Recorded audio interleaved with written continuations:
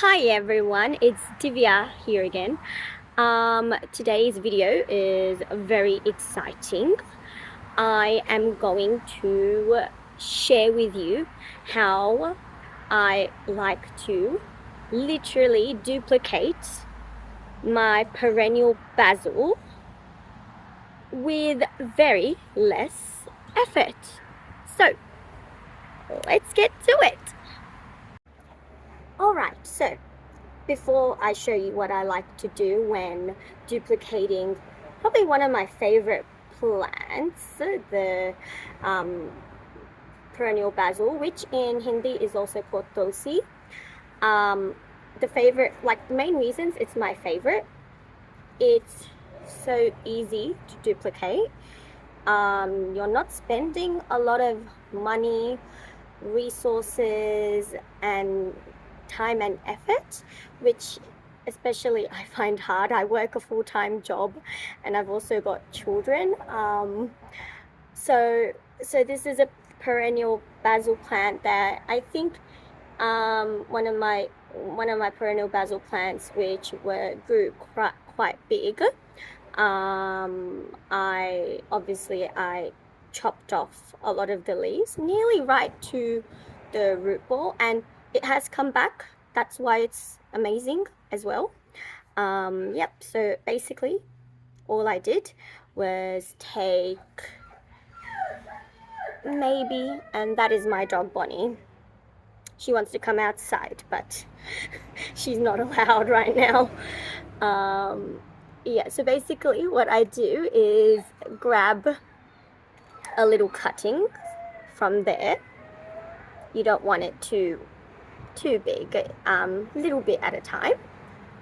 And then I'll put it in water and literally just leave it. I leave it inside in our laundry sink, and in a week or two, maybe even less than a week, if you really look after it. So I mean, take the extra effort of changing the water in your cup maybe every 1 or 2 days, because it needs oxygen to grow those roots, then it should come up in a week. Yeah. So once your basil has rooted in the water, as you can see, like this one, you are ready to pot it up. So I like to go from small pots then to bigger pots.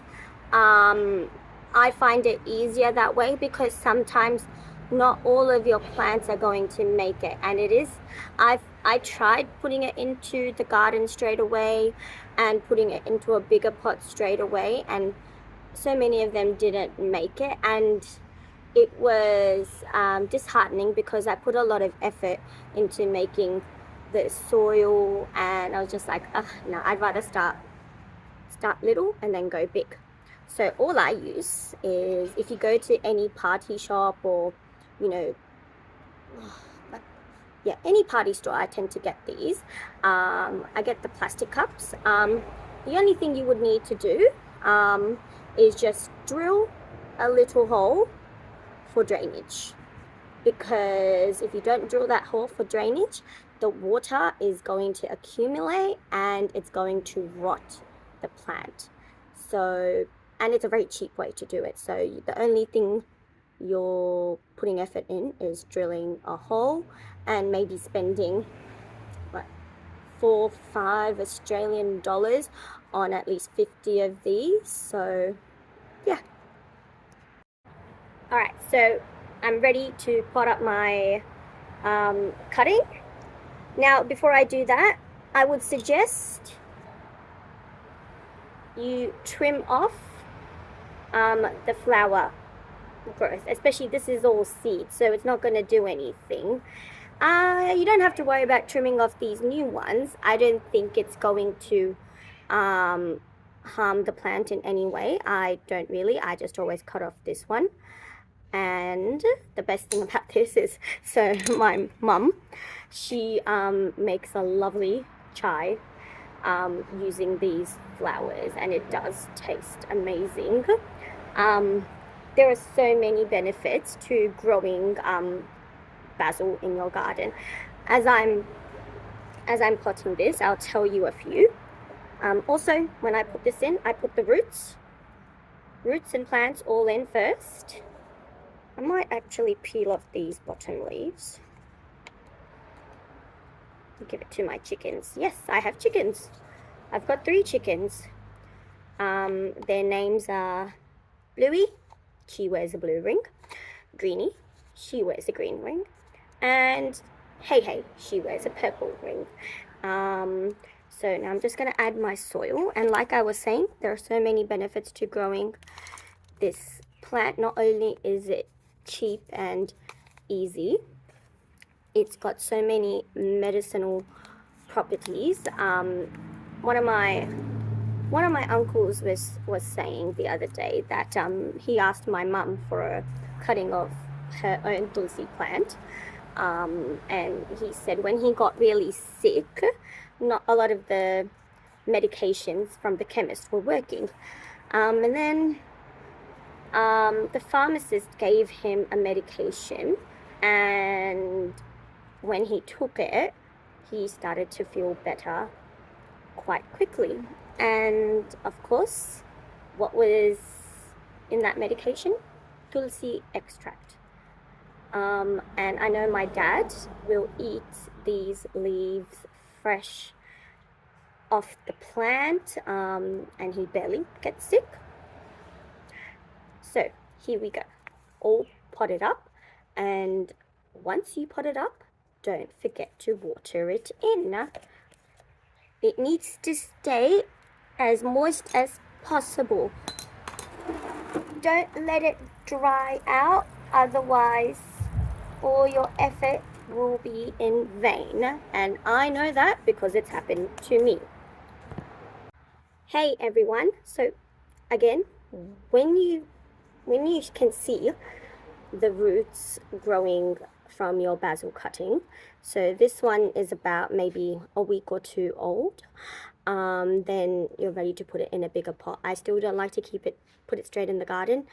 It just does not work for me for some reason. I don't know why, but I do put it into a pot. So the pot size is, again, it's bigger, and then once they grow really well in here, that's when I'll put it into the garden. So here I have my potting mix, which I've shown you how I make. The only thing I've done differently this time is, as I've been putting my already potted plants into the garden, all the garden soil that I've been digging out, I've mixed that in. You know, it's already very broken down organic matter. There are worms. It's full of humus.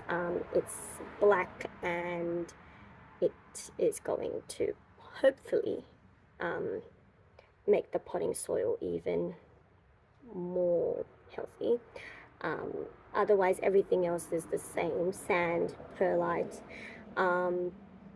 the coconut coir, the fertilizers, alfalfa meal, fish meal, and not a lot of it, just a little bit, crustacean blend, coconut meal, and just a little bit of all-rounder garden fertilizer. You don't want a lot, you just want a little bit of each, so that, you know, all of the elements, all that belong in the soil, can be balanced out. So all I do here, fill up my pot till possibly halfway. I just put it in my little tub. Here's my basil plant. Scoot it out. Don't disturb these roots. Put it in. And fill it up to cover. And another reason why I love growing more and more perennial basils is the bees love it. So not only do the honeybees visit, and they are very good for pollinating your squash, your pumpkins, your cucumbers, because when they visit one flower to the other, their little legs are literally holding on to the pollen, and then they're transferring it to the female flower. Also, I live in Sydney, Australia, and a lot of our native bees love the perennial basil, especially the blue banded bees. And I love having blue banded bees in the garden. They are so effective in pollinating your tomatoes, your eggplant, your capsicum, your chilies, because they have something called a buzz pollination. So I remember before I started thinking about why don't I have too many bees, why am I not getting enough food, I used to go around with my electric toothbrush and mimic buzz pollination.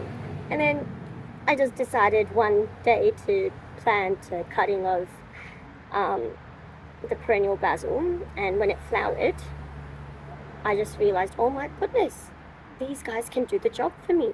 So now you will see me planting these, as many as possible, especially near my vegetables that really need the bees, because you can always self-pollinate, but it's not very easy to do. You have to get there as soon as you can, early in the morning. You got to keep an eye out. Sometimes even if you're there, the self-pollination isn't going to work.